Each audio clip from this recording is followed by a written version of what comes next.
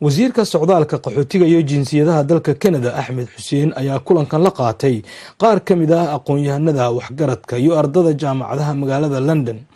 wasiir Axmed ayaa la wadaagay jaaliyada Soomaalida London dowladda Canada iyo waliba sida ay ugu heelan tahay wax ka qabashada arrimaha qaxootiga iyo dadka soo galootiga ah, iyadoo dad badan oo ay Soomaali ka mid yihiin ay ku qulquleen dalka Canada tan iyo markii amara isdaba jooga uu soo saaray madaxweynaha dalkaasi Donald Trump.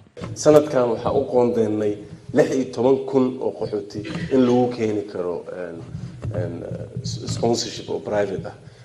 ogaadana 16 markaan idhaho waa 16 application. marka 16 kaas kun waxa la socda reerahooda. marka reerka haduu 10 yahay 10 qof marka 16 kun 10 qof ku dhuf boqol 60 kun moogta marka number aad u weyn waaye waxaana muujinaysaa furnaashada dadka Kanadiyaanka ay u leeyihiin qaxootiga inay aqbalaan waana barnaamij dad badan ay ka faa'iideen kaniisadaha masaajidada iyo xataa ururada caadiga ah oo xataa iskuulada. su'aalo dhowr ah ayaa laga weydiiyay dhanka socdaalka iyo qaxootiga gaar ahaan kuwa ku xayiran dalka Mexico.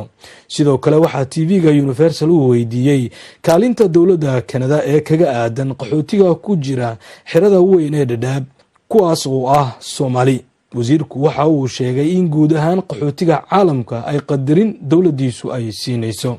dowladdan waxay ogoshahay inay albaabada furto inay soo dhaweyso kuwa baahida iyo magangelyo raadsanayo kuwa u baahan inay wax bartaan ama inay u kordhiyaan Canada tacliintooda iyo hawshooda iyo xoogooda iyo kuwa keenayo ideooyin cusub inay u kordhiyaan Canada. marka Canada go'aankaasi gaartay waxayna u aragtaa ultimately markii gogosha la badiyo oo macnaha gogosha la badiyo oo sanadaha soo socdo la fiiriyo gadaal markii la soo fiiriyo wadanka oo albaabka furo oo dadka magangelyo siiyo ardayda soo dhaweeyo dadka shaqaysanayana soo dhaweeyo oo u fududeeyo oo albaabada sii furo inay ka liibaani doonaan kuwa albaabada xiro oo cunsurinimo iyo waxyaalahaas ka shaqeeya. maxaa kaaga baxay Axmed hadaladii halkan uu ka jeeday?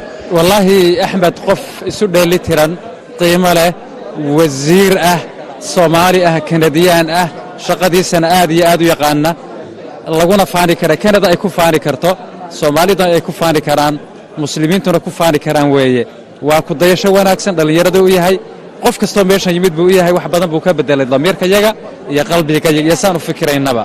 booqashadan uu ku yimid magaalada London ee dalka Britain ayaa waxa ay tahay booqashadii ugu horeysay tan iyo markii loo doortay inuu noqdo wasiirka qaxootiga socdaalka iyo waliba jinsiyadaha dalka Canada.